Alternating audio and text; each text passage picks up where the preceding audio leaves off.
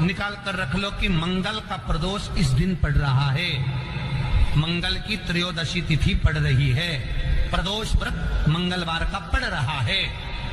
और जिन लड़का लड़की को मंगल होते हैं, जिन कन्या और वर को मंगल होते हैं, केवल शंकर भगवान के मंदिर में जाकर चौमुखी दिया, 4 बत्ती का दिया आटे का, उसमें घी डालकर लड़की शंकर भगवान के मंदिर में मात्र 7 बार शंकर पे से उतार कर 3 बार स्वतः उतार कर शिव के मंदिर में रख देती है। उसका मंगल आड़े आता ही नहीं है, मंगल नहीं आता संग। मंगल प्रदोष व्रत का इतना महत्व है महाराज। जब जिस महीने में जो प्रदोष पड़ा करे, जब प्रदोष पड़े, बन सके 1 बेलपत्र, बन सके 5 बेलपत्र, शमी पत्र, हरे मूंग, हरा मूंग, बेलपत्र, एक कलश के अंदर थोड़ा सा पानी लेकर 1 बेलपत्र, हरा मूंग, शमी पत्र डालकर और उसमें थोड़ा सा गुड़ डालकर भगवान शिव का स्मरण कर कर प्रदोष काल में, मान लो कोई काम आपका बहुत जरूरी है, बहुत दिनों से आप थक गए हैं, नहीं हो रहा, कर्जा बढ़ रहा है, धन नहीं आ रहा, व्यापार नहीं चढ़ रहा, या कोई समस्या बहुत प्रबल है, कोई एग्जाम में बैठ रहे हो, नहीं हो रहा, परीक्षा भी दे दी है, रिजल्ट आने ही वाला है, तो भी प्रदोष काल में, प्रदोष के समय वो जल, मूंग, शमी पत्र और बेलपत्र और गुड़ का शंकर के शिवलिंग को समर्पित करना प्रारंभ कर दो। 2 या 3 प्रदोष करोगे, बाबा आपकी मनोकामना शीघ्र पूर्ण कर देगा। आप एक बेलपत्र, जैसे आप एक बेलपत्र कि ये 2 जो पत्तियां होती हैं, जरा ध्यान देंगे, ये दो जो पत्ती नीचे की रहती है बेलपत्र, आगे का भाग एक बेलपत्र और नीचे की जो ये 2 पत्तियां होती हैं, इन 2 पत्तियों के ऊपर एक शमी पत्र, ये 2 जो पत्तियां हैं, इन पत्तियों के ऊपर एक शमी पत्र और लाल चंदन, ये रखकर कितना भी रोगीला व्यक्ति हो, रोग से ग्रसित व्यक्ति हो, जिंदगी में कितना ही दुख पड़ रहा हो, बेलपत्र की ये दोनों पत्ती, जिसके ऊपर शमी पत्र रखकर, लाल चंदन रखकर, श्री हनुमान जी महाराज और हनुमान जी महाराज के 3रे नंबर के भाई श्री गतिमान जी। हनुमान जी कितने भाई हैं? 6। उसमें हनुमान, रतिमान, प्रतिमान, मतिमान, गतिमान, तो जो नीचे के क्रम में आते हैं श्री गतिमान जी, उन गतिमान जी और हनुमान जी का नाम लेकर जो शिवलिंग के ऊपर समर्पित कर देता है, रोग का निवारण होता ही है। जैसे पूर्वजों के चित्र को, पितरों के चित्र को, गए हुए हमारे जीवों के चित्र को दक्षिण में विराजमान किया जाता है, उसी तरह हनुमान को उत्तर में विराजमान कर कर दृष्टि दक्षिण में कर दी।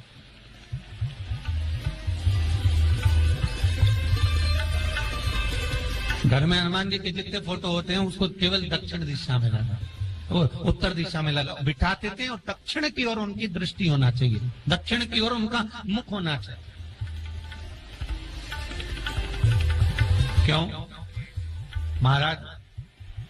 अगर व्यक्ति के जीवन में कोई बीमारी आने वाली है, व्यक्ति के जीवन में कोई रोग आने वाला है, व्यक्ति के जीवन में अगर कोई कष्ट आने वाला है, व्यक्ति के जीवन में अगर कोई परेशानी आने वाली है, व्यक्ति के जीवन में कोई एक्सीडेंट का योग भी बनने वाला है, तो शास्त्र कहता है वो दिशा दक्षिण से ही बनता है।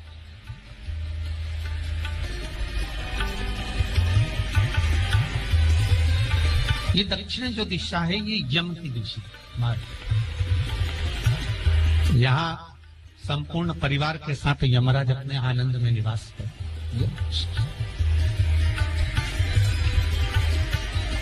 और जब हमारे घर में, हम ये नहीं कह रहे कि आप हनुमान जी का फोटो लगाओ, हम ये भी नहीं कह रहे, आपके घर में हो और आपने अगर विराजमान कर रखा है किसी दिशा में, तो हमारा तो निवेदन रहेगा, अभी तक आपने अगर जैसा रखा, पर एक बार दिशा बदल कर देखना कि रोग, बीमारी, कष्ट, दुख, तकलीफ में आपको लाभ मिला कि ना। हनुमान जी ने केवल दक्षिण दिशा की ओर अगर मुख कर कर हमने विराजमान कर दिया, फोटो ही विराजित किया। हम ये नहीं कहेंगे आपसे कि आप बाजार से फोटो खरीद के लाओ फिर लगाओ, नहीं, आपके घर में हो तो आप लगा दें, आपके घर में हो तो विराजमान।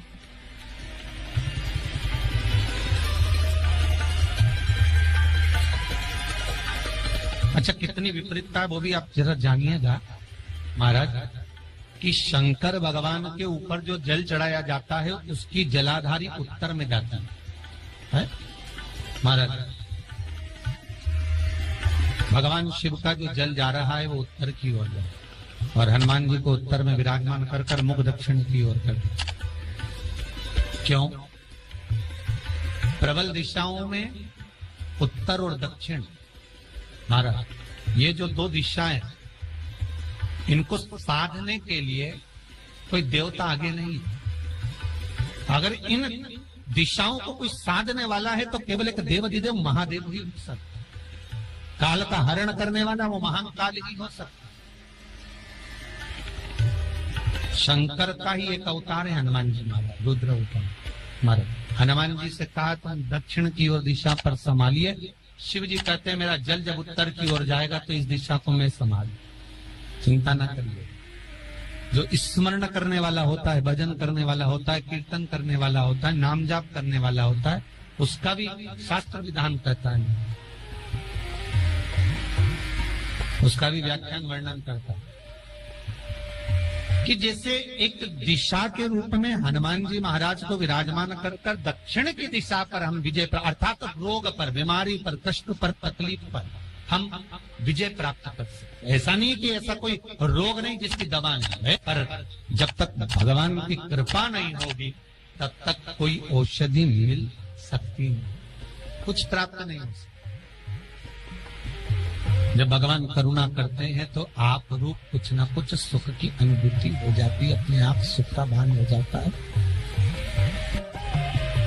तो जैसे दक्षिण का जो स्वामी तत्व है, दक्षिण पर जो दृष्टि देने वाले श्री हनुमान जी महाराज है, इसलिए हनुमान जी को उत्तर की दीवार पर विराजमान कर कर उनका मुख दक्षिण की ओर रखा जाता है। वास्तु शास्त्र के हिसाब से, वास्तु नियमों के हिसाब से सारे फोटो कहीं पर भी लगा सकते हो, पर हनुमान जी का अगर फोटो तुम्हारे घर में है, हनुमान जी अगर तुम्हारे घर में विराजमान है, हनुमान जी का चित्र तुम्हारे घर में विराजमान है, तो उसका मुख दक्षिण का होगा तो रोग, बीमारी, तकलीफ, कष्ट ये सब दूर हटते।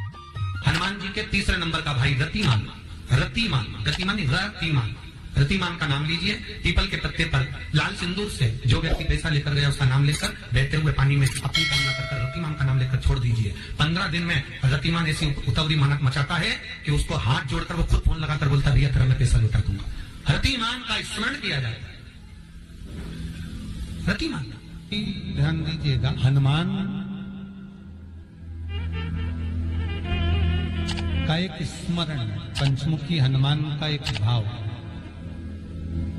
महाराज। जैसे बहुत ज्यादा तकलीफ अगर व्यक्ति को हो गई है, बहुत कष्टमय जीवन चल रहा है, हार गए हर जगह से और तकलीफमय जीवन चल रहा है, तो पंचमुखी हनुमान का एक शिव महापुराण का और स्कंद पुराण का एक बड़ा सुंदर मंत्र है। उस मंत्र को आप सब एक बार हमारे साथ में बोलें।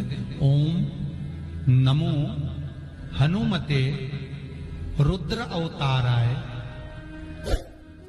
सर्व शत्रु संहारणाय सर्व रोग हराय सर्व वशीकरणाय रामदूताय स्वाहा। बस इस मंत्र को हाथ में काली तिल लेकर, एक जौ लेकर और गूगल लेकर, थोड़ा सा उसमें गाय का घी डालकर, कंडे को या अग्नि को जलाकर इस मंत्र का 11 बार 21 बार जाप कर कर अपनी कामना कर कर छोड़ दीजिए। कैसा भी रोग हो, बीमारी हो, कष्ट हो, दुख हो, तकलीफ हो, 21 दिन के अंदर वो आनंद आना प्रारंभ कर देता है। इस मंत्र, स्कंद पुराण का, शिव महापुराण का ये मंत्र मूल पंचमुखी हनुमान सुख देंगे। और एक और चीज याद रखिए हमारा, यदि कोई काम के लिए जा रहे हो, कोई व्यापार के लिए जा रहे हो या नौकरी करने के लिए जा रहे हो और लगी नहीं रही, बहुत तकलीफ पा रहे हो, सर्विस ही नहीं लग रही, बहुत कष्टमय हो गया, तो निवेदन करूंगा 5 पीपल के पत्ते पर बेसन के 5 लड्डू घर में बने हुए, गाय के घी के 5 लड्डू रख लो। उस लड्डू के बीचों बीच एक आटे का दिया और उसमें तिल्ली का तिल डालकर इसी मंत्र का प्रयोग कर कर पंचमुखी हनुमान का किसी भी हनुमान के मंदिर में जाकर, दक्षिण मुखी हनुमान के मंदिर में जाकर उसको रख कर आ जाइए। इसके बाद आप उस काम के लिए जाइए, आपका काम सफल हो जाएगा। आपको किसी को नहीं कहना पड़ेगा कि हाथ जोड़ना नहीं पड़ेगा, किसी के पांव नहीं पड़ना पड़ेंगे, तुरंत काम होगा। बस इस मंत्र का स्मरण कर कर पंचमुखी हनुमान का भूतेश्वर जो मंत्र है वो सुख देने वाला। पूरे घर में वास्तु के हिसाब से केवल एक दीवार ऐसी होती है जहां पर हनुमान जी का चित्र लगाया जाए।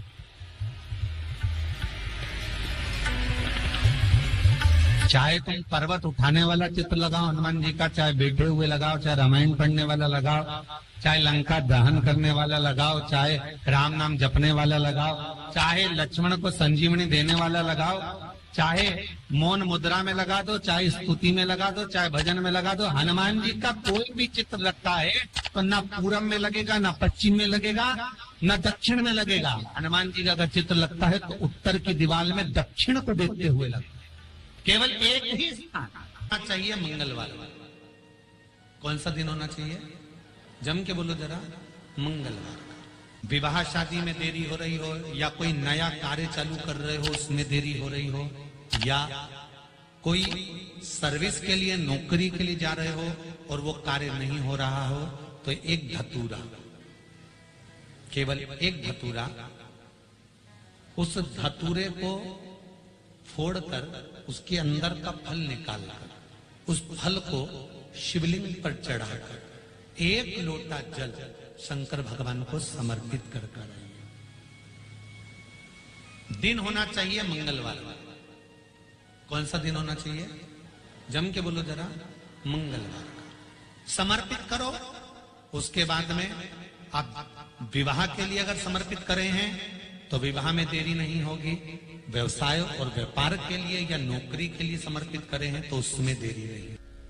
तुम जिस दिए में भगवान की आरती उतारते हो, जिस दिए से तुम भगवान की पूजन करते हो, उस दिए की बत्ती को नीचे डाल दीजिए और उस दिए को पानी की बाल्टी में धो दीजिए। कौन सी बाल्टी में? जिस बाल्टी के पानी से आप बच्चे को स्नान करा सको। मारा केवल भगवान पर से ले जाकर, पास में से ले जाकर उस बाल्टी में थोड़ी देर डाल दो और उस बाल्टी के पानी से उस बच्चे को स्नान करा दीजिए। 15 से 20 मिनट, आधा घंटा लगेगा, बच्चे का बुखार पूरा उतर जाएगा। इतना विधान है दीप का।